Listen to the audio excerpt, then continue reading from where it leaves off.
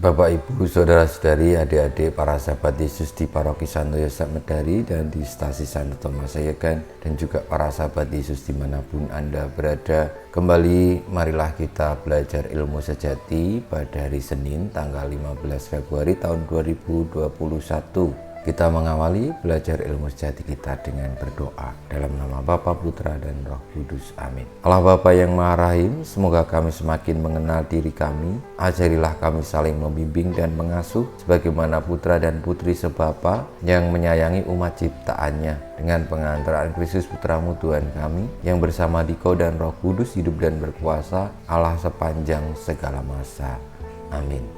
Para sahabat Yesus yang terkasih, kita akan belajar ilmu sejati dari Injil Yesus Kristus menurut Markus bab 8 ayat 11 sampai dengan 13. Sekali peristiwa datanglah orang-orang Farisi dan bersoal jawab dengan Yesus untuk mencobai dia. Mereka meminta daripadanya suatu tanda dari surga. Maka mengeluhlah Yesus dalam hati dan berkata, "Mengapa angkatan ini meminta tanda? Aku berkata kepadamu, sungguh kepada angkatan ini sekali-kali tidak akan diberikan tanda." Lalu Yesus meninggalkan mereka, ia naik ke perahu dan bertolak ke seberang. Demikianlah Injil Tuhan kita. Terpujilah Kristus.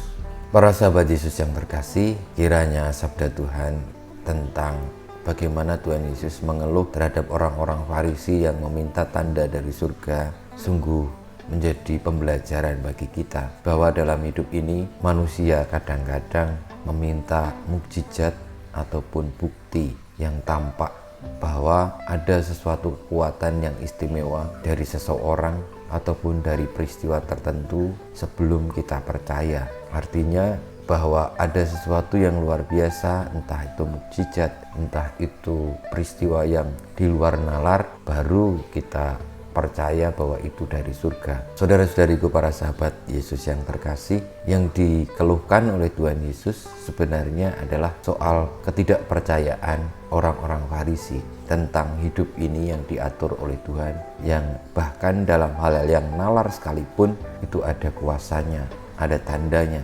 Itu yang seringkali terjadi di antara kita, sehingga ketika orang hanya terfokus kepada hal yang di luar nalar, hal yang luar biasa, hal yang mukjizat spektakuler, maka ia akan kehilangan kepekaan terhadap hal-hal biasa, namun sebenarnya itu luar biasa.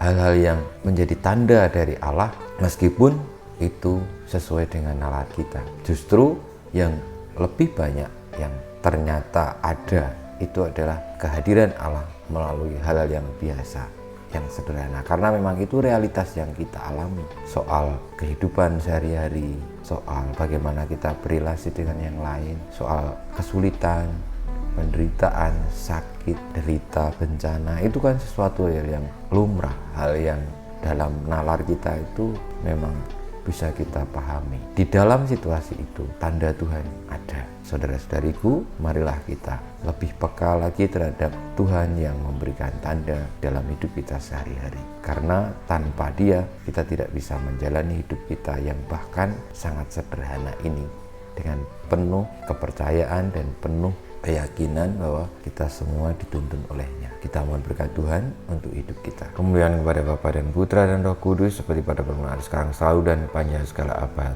Amin. Ya Yesus, jadikanlah hati kami seperti hati-Mu. Tuhan bersamamu dan bersama Roh-Mu, kita semua hidup kita, perjuangan kita untuk semakin percaya akan tanda-tanda kebesaran Tuhan yang kita alami dalam hidup sehari-hari yang sederhana, senantiasa dibimbing, dilindungi, diberkati oleh Yang Maha Kuasa, Bapa, Putra, dan Roh Kudus.